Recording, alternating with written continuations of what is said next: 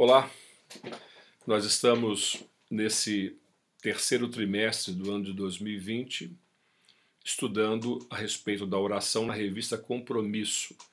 E hoje temos o quarto estudo, a quarta lição, que vai tratar a respeito da oração, aprendendo a orar, né, com Moisés. E toda a reflexão desse nosso estudo, desse quarto estudo, se encontra em Gênesis capítulo 32, verso 11 até o verso 14. Bem, Moisés era um homem de oração. Se você for ler a respeito da vida de Moisés na Bíblia Sagrada, você vai pegar vários momentos da vida de Moisés em que ele estava orando. Moisés orou pelo faraó, ele orou pelo povo egípcio, ele também orou pela sua irmã quando a sua irmã contraiu lepra. Ele orou também pelo povo quando o povo temeu ter que enfrentar os gigantes na terra prometida. Orou também quando o povo foi atacado por serpentes venenosas. Então, a vida de Moisés era uma vida de oração. A palavra de Deus diz que quando Moisés orava, o Senhor falava com Moisés face a face, como um homem fala ao seu amigo. Êxodo capítulo 33, verso 11. No texto selecionado para esse nosso quarto estudo, nós vamos observar Moisés indo para o Monte Sinai receber a lei, né? Receber a revelação do próprio Deus. A Bíblia Sagrada diz que esse encontro entre Moisés e Deus durou 40 dias e 40 noites, isto é, um tempo completo, né? Um tempo longo e um tempo completo para que toda a revelação de Deus chegasse, então, ao conhecimento, ao coração de Moisés. Enquanto isso, o povo permaneceu no deserto, não estava conseguindo suportar a ausência do seu líder. Bateu aquele desespero, né? Então o povo se voltou para Arão e pediu o seguinte: venha, faça para nós deuses que nos conduzam, pois a esse Moisés, o homem que nos tirou do Egito, não sabemos o que lhe aconteceu. Êxodo capítulo 32, verso 1. Apesar de todos os milagres realizados até aquele dia, parece que o povo tinha ainda uma grande dificuldade de confiar num Deus que eles não pudessem manipular. É interessante notar que, apesar de tantas coisas que Deus faz na nossa vida, muitas vezes nós ainda temos medo em relação ao futuro, né? O apóstolo Pedro, na sua primeira carta, capítulo 5, verso 7, ele diz o seguinte: lancem sobre Deus toda a sua ansiedade, porque ele tem cuidado de vocês. É como se Pedro estivesse dizendo o seguinte: ora, façam isso, esse exercício, aprendam a confiar em Deus, mas não com uma confiança alienada, como uma incapacidade de conjugar, né, com todos os eventos que acontecem na sua vida, né? Lancem a sua ansiedade sobre Deus como o resultado de uma capacidade de considerar tudo o que Deus tem feito até aqui. Deus tem cuidado do seu povo. Deus tem cuidado de todos nós. Então aqui parece que o povo de Deus, o povo de Israel, o povo hebreu, ele estava com uma grande dificuldade de recordação de todos os eventos que se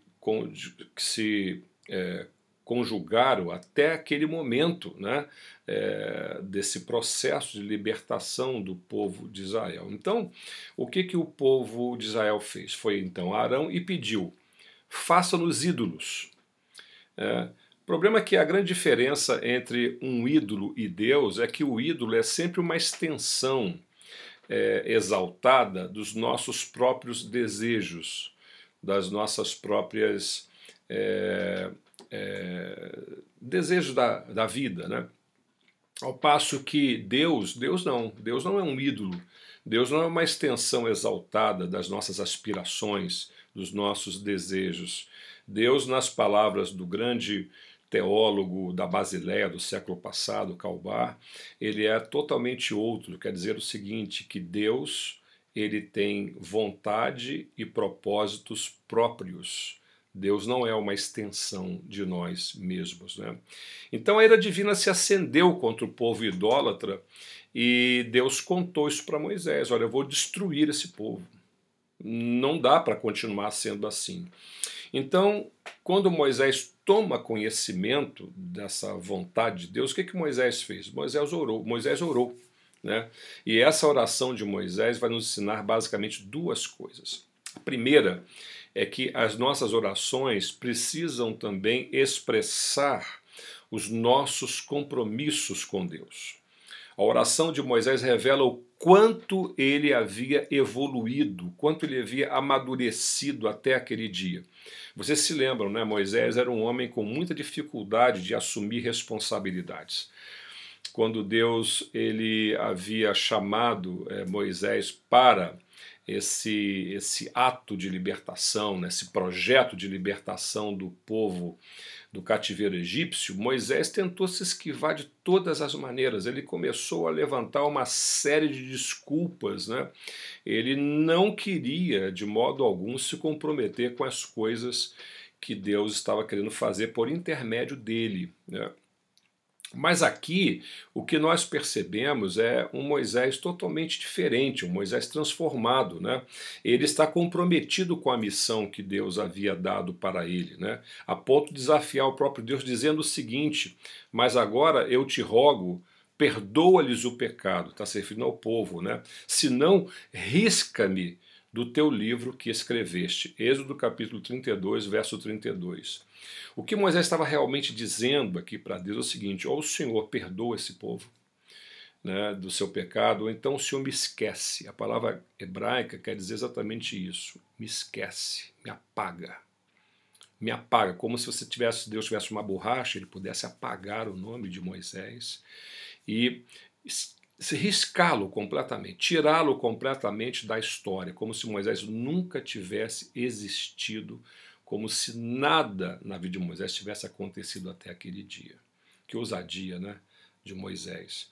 A segunda coisa que Moisés nos ensina com a sua oração é que as nossas orações também precisam espelhar os propósitos de Deus. Moisés intercede pelo povo e na sua oração ele demonstra saber a história da salvação de cor, isto é, de coração. Moisés em sua oração se refere à maneira como Deus havia redimido o povo, como Deus havia libertado o povo da escravidão do Egito. Moisés falou também das promessas feitas por Deus aos patriarcas. O que Moisés estava querendo dizer na sua oração é que ele sabia que havia muita coisa em jogo se, naquele momento, Deus destruísse o seu povo. É como se ele estivesse dizendo: olha, ou o Senhor foi incapaz de concluir a missão que o Senhor começou tirando o povo do Egito, ou a nossa percepção de tudo o que está acontecendo até este dia é uma falsidade. Ou o Senhor é incapaz de concluir o seu projeto de redenção, ou tudo o que nós percebemos até agora foi falso. O Senhor não passa de um Deus como todos os outros deuses que existem no mundo, um Deus falso. Moisés, então, não é que ele estava dizendo para Deus isso, para que Deus soubesse. Deus sabia disso, evidentemente. Mas Deus está demonstrando que ele sabe disso, que ele tem consciência disso, que Moisés sabe exatamente o que está em jogo. Então ele baseou a sua oração inteiramente nos propósitos de Deus, né? Não na tentativa de justificar o povo dos seus erros. Moisés orou pelo povo, implorando com base naquilo que Deus havia prometido fazer. Vou repetir essa última frase. Moisés não orou pelo povo apenas tentando justificar o povo do injustificável. O que Moisés fez foi orar pelo povo, implorando com base naquilo que Deus havia prometido fazer. Moisés nos ensina que orar é nos comprometer com Deus, naquilo que ele já está fazendo. Eu gosto muito, para terminar, da frase do teólogo americano Dallas Willard. Ele diz o seguinte: Oração é uma conversa com Deus a respeito das coisas que fazemos juntos. Deus te abençoe. Bom estudo para todos vocês.